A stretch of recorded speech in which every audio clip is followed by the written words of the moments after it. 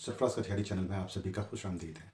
आप लोग सभी हामिद अंसारी के रिसेंट भाषण जो उन्होंने एक सेमिनार में, जो कि यूएस के कांग्रेसनल ब्रीफिंग के तौर पर जाना जा रहा है, उस पर एक 4 मिनट लगभग बात रखी। इसकी चर्चा मीडिया में बहुत ज़्यादा हो रही है। इस पर हिंदुत्ववादी मीडिया और हिंदुत्व दल बहुत आग बबूला हो रहे हैं, जैसे कि बहुत बुरी बात उन्होंने कह दिया। दरअसल ये यूएस कांग्रेसनल ब्रीफिंग हर 2 हफ्ते में एक बार हो रही है, जो कि उसकी होस्ट सव्या तारेपल्ली, जो कि हिंदू फॉर ह्यूमन राइट्स नामक संस्था से जुड़ी हुई हैं, उन्होंने भी बताया।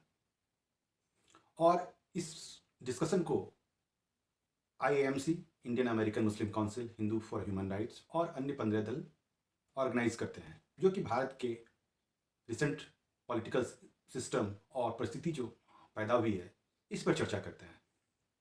इसको लेकर भारत की मीडिया आग बबूला है। हामिद अंसारी के भाषण को मोटे तौर पे 5 भागों में बांटा जा सकता है, जिसमें पहला, दूसरा, तीसरा लगभग एक जैसा है। पहले भाग में उन्होंने बताया कि आज क्या है, मतलब 26 जनवरी क्या है, क्यों जरूरी है, क्या इस दिन हुआ था। उसके बाद इसकी स्पेशलिटीज़ क्या है, मतलब संविधान आज बना तो संविधान की स्पेशलिटीज़ क्या है। संविधान की स्पेशलिस्ट बताने में उन्होंने कहा, convocation prescribe universal adult franchise and include comprehensive charter of right and duties, including to the duty to protect the heritage of our composite culture and to promote the spirit of fraternity. This has nurtured is sustained Indian democracy for 7 decades and through 17 general elections. Today we are recognized as largest democracy in the world and we are proud to be so. उन्होंने बताया क्या कि आज के दिन भारत के संविधान को अंगीकार किया गया, जिसमें सभी को वोटिंग राइट्स और एक सेट ऑफ ड्यूटी और राइट्स मिली,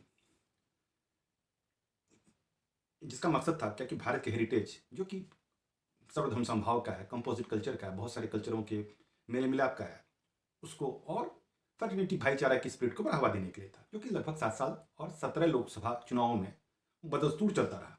और भारत को दुनिया की सबसे लार्जेस्ट डेमोक्रेसी के तौर पे जाना जाता है और हम इस पर प्राउड फील करते हैं। उन्होंने मोदी की तरह नहीं बोला कि भारत 2014 से पहले भारतीयों को शर्मिंदगी महसूस होती थी, जो उन्होंने शोल में अपने भाषण के दौरान कहा, जो कि आप सुन सकते हैं।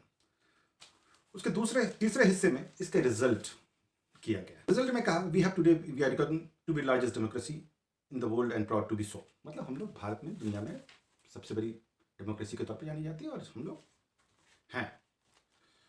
चौथे भाग में भी उन्होंने बताया कि भारत एक बहुत बड़ा देश है और इसमें बहुत तरह के लोग, बहुत डिफरेंट बैकग्राउंड के लोग आते हैं, जो कि बहुत सारी लैंग्वेज, मतलब भाषाएं और बहुत सारे धर्म को बिलीव करते हैं। और उन्होंने बताया कि भारत में एटलीस्ट 20% भारतीय रिलीजियस माइनॉरिटीज़ हैं। इतनी बातों से किसी को भी विवाद नहीं होनी चाहिए, ना किसी को। उन्होंने एक ब्रीफिंग रखा। 5वां भाग में थोड़ा सा इश्यूज था, जो प्रॉब्लम्स, जिस पे मीडिया आग बबूला है। 5वां भाग में उन्होंने कहा, in recent years we have experienced emergence of trends and practices that dispute well established principle of civic nationalism. मतलब कि पिछले दिनों में हम लोग देख रहे हैं कि जो हमारा सिविक नेशनलिज्म, मतलब लोगों का राष्ट्रवाद जो था, नेशन का जो राष्ट्रवाद था, वो एक इमेजिनरी जो है प्रैक्टिस ऑफ कल्चरल नेशनलिज्म, उससे मिल रहा है। कल्चरल नेशनलिज्म पे आग बबूला है। तो दरअसल आरएसएस खुद कहता है कि वो एक कल्चरल नेशनलिस्ट पार्टी है। मोदी जी प्राउडली फील करते हैं कि वो आरएसएस से जुड़े हुए हैं। और कल्चरल नेशनलिज्म अगर उनका यूएसपी है तो इस पर प्रॉब्लम्स क्या है। और इमेजिनरी तो है, क्योंकि सारे लोग बिलीव नहीं करते हैं। कल्चरल नेशनलिज्म क्या था, जो आप लोग सुने होंगे, हिंदी, हिंदू, हिंदुस्तान, मतलब हिंदू और हिंदी भारत में ही रहेगी, मतलब एक लैंग्वेज। और कल्चरल जो है आइडेंटिटी, भारत बहुत सारी आइडेंटिटी और कल्चर्स का जमावड़ा है। इसमें एक आप थोपने की कोशिश कीजिएगा तो इमेजिनरी ही कहलाएगी। फिर उन्होंने कहा, it seeks to present an electoral majority in the guise of religious majority and monopolise political power. उन्होंने कहा क्या कि आज जो है पॉलिटिकल पावर को एक रिलीजियस मेजॉरिटी के तौर और उसको मोनोपोलाइज करके पॉलिटिकल पावर को ग्रैब करने की कोशिश, मतलब लेने की कोशिश हो रही है। It wants to distinguish citizen on the basis of their faith. मतलब वो अपने फेथ, मतलब मजहब या पंथ की बुनियाद पर डिस्टिंग्विश करती है। मतलब जो कि आप रिसेंटली योगी जी के भाषण या रामजादे आप अक्सर सुने होंगे। और आरएसएस के लोग इसको प्राउडली कहते भी हैं अक्सर। जहाँ कोई भी मुस्लिम अगर कोई बात बोलता है तो कहते हैं पाकिस्तान चले जाओ, फलाना जगह चले जाओ, तुरंत राष्ट्रद्रोही हो जाते हैं। उसके बाद उन्होंने कहा कि ये जो कल्चरल नेशनलिज्म और जो एक फेथ के बुनियाद पे जो लोगों को डिस्टिंग्विश किया जा रहा है, ये इंटॉलरेंस को बढ़ावा दे रहा है। और ये हकीकत है। ये हकीकत क्या है कि जब आप किसी चीज़ को मैं और तुम में डिवाइड कीजिएगा तो इंटॉलरेंस होगा। आप इन चीज़ों को किसी से भी पूछ लीजिए कि अगर जहाँ पर मैं और तुम है तो वहाँ पे डिफरेंस होगा, क्रिएट होगा, इंटॉलरेंस होगा। आप जो देख रहे हैं क्या कि जो रिसेंटली बहुत सारे जो लिंच की गई, जिसपे मोदी ने भी कहा कि गौ भक्त नहीं है, गौ गुंडे हैं, लेकिन ज़्यादातर मुद्दों पर मोदी चुप रहे, या बीजेपी के कोई भी नहीं बोलते बड़े नेता। जैसे अभी हरिद्वार धर्म संसद लगभग 1 महीने के बाद गिरफ्तारी हुई। वो गिरफ्तारी भी शायद जब जेनोसाइड वॉच के एक प्रोफेसर ने कहा, जिन्होंने रवांडा जेनोसाइड को भी रिकॉग्नाइज किया था कि भारत में जेनोसाइड्स कभी भी हो सकता है। भारत 8वें स्टेज पे है। 9वां स्टेज है जेनोसाइड्स और 10वां स्टेज होता है डिनायल। मतलब 9वें स्टेज पर कभी भी आ सकता है, और 9वां स्टेज का मतलब होता है कंप्लीट जेनोसाइड्स, और 10वां में डिनायल, जो कि बहुत सारे जगह आप देखते हैं कि जेनोसाइड्स होता है, उसको लोग नहीं मानते, कबूलते हैं।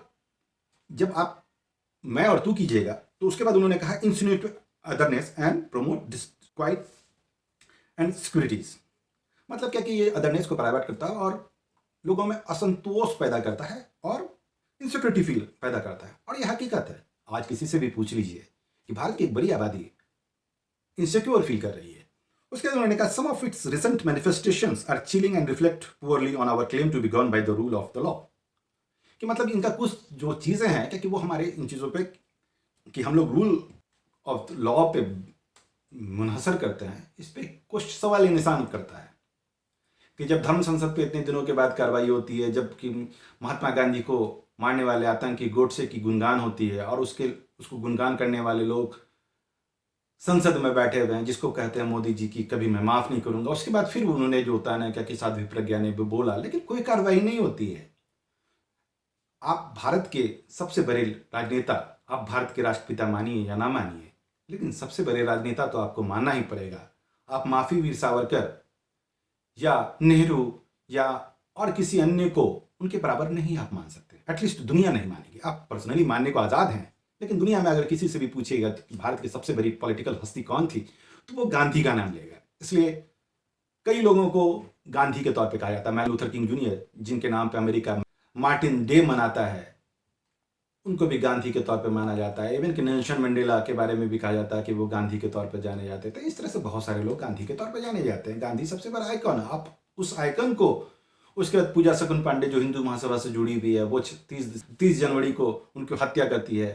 फोटो वीडियोस वायरल होते हैं, लेकिन कोई कार्रवाई नहीं होती है कि वो लोगों को हिंसा के लिए उकसा रही है। और गांधी की हत्या अगर आप कर रहे हैं तो आप एक तरह से ये इंटॉलरेंस ही, और ये रूल बेस्ड नहीं है। आप किसी भी दुनिया में, आप अगर अमेरिका में, क्या आप उम्मीद कर सकते हैं कि कोई अब्राहम लिंकन की मूर्ति के साथ या फोटो के साथ इस तरह से करे और वो बच जाए? या एक टर्की में ही आप अगर अतातुर्क के बारे में या अतातुर्क की फोटो या मूर्ति के साथ ऐसा कर दीजिएगा तो आपको कोई कार्रवाई नहीं होगी? बिल्कुल होगी। लेकिन मोदी जी चुप हैं और आरएसएस के ज़्यादातर लोग चुप हैं।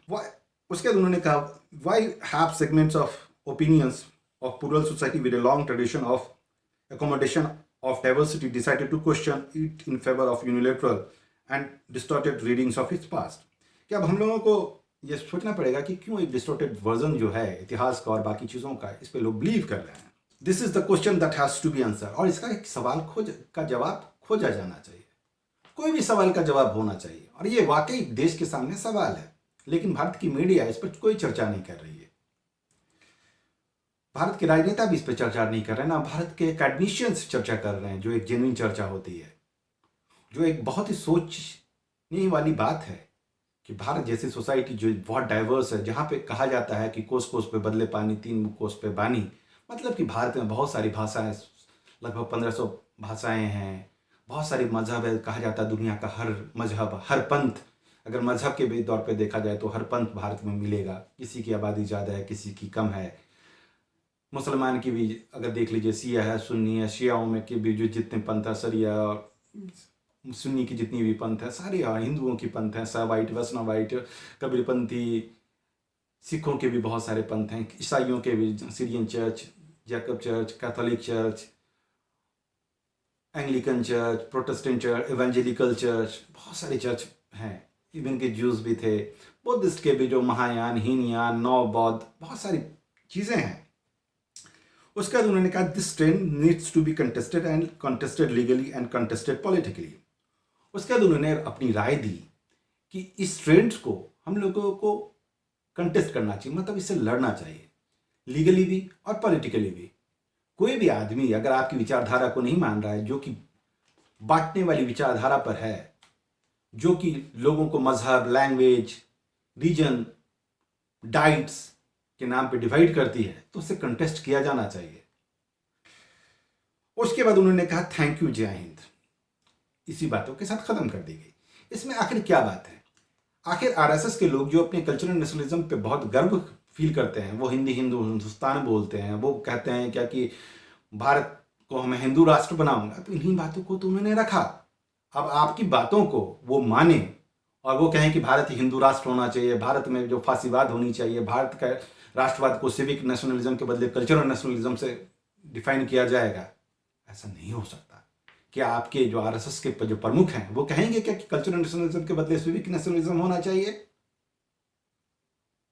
ये जो मीडिया में डिबेट हो रही है, जो ये बीजेपी के नेता एक बोल रहे हैं, तो थोड़ी बहुत समझ में भी आ रही है। हालांकि उनकी जो चुप्पी, नरेंद्र मोदी जब सियोल में भाषण दिए थे कि भारतीय होने पर पहले शर्मिंदगी महसूस होती थी, और 1 साल के अंदर मोदी की सरकार के बनने के बाद दुनिया में भारतीय होने पर गर्व फील हो गया, उसको क्रिटिसाइज नहीं किया गया, और इस पर हमलावर हो रहे हैं, जबकि एक संवैधानिक पद पर बैठे हुए आदमी ने अपनी बातों को रखा। इस पर हम लोगों को विचार करनी चाहिए कि ऐसा उन्होंने क्यों कहा। इस विचार के बदले उनको कुछ लोग तो देशद्रोही और कुछ लोग तो ना जाने क्या क्या कह रहे हैं। ये चिंता की, यही तो इंटॉलरेंस है कि आप अपनी बातों को रखते हैं और उस चीज़ों को नहीं कबूलते हैं। और 17 ऑर्गेनाइजेशन इस ब्रीफिंग को ऑर्गेनाइज कर रही है, लेकिन आईएएमसी को, मतलब इंडियन अमेरिकन मुस्लिम काउंसिल्स को लेकर आईएसआई है, आईएसआई के इसमें क्यों गए, जबकि हिंदू फॉर ह्यूमन राइट्स आप बोल दो कि वो भी आईएसआई का है, या और भी जो बाकी 15 इंस्टीट्यूशन है वो भी आईएसआई फंडेड है। मतलब आपकी बातों को अगर कोई दुनिया में पब्लिकली सब दूसरी जगह दिया तो आईएसआई फंडेड है। भैया, अगर आपकी आइडियोलॉजी इतनी घटिया है, अगर इतनी बेकार है, तो आप आइडियोलॉजी को बदलिए। ये तो नहीं हो सकता ना क्या कि आपको शर्मिंदगी भी हो और आप वही बोले और दूसरा बोले भी नहीं क्या कि हाँ ये चीजें हैं, या आप जो माने उसको यहां मानो और दूसरी जगह दूसरी बातें बोलो। ऐसी नहीं हो सकती।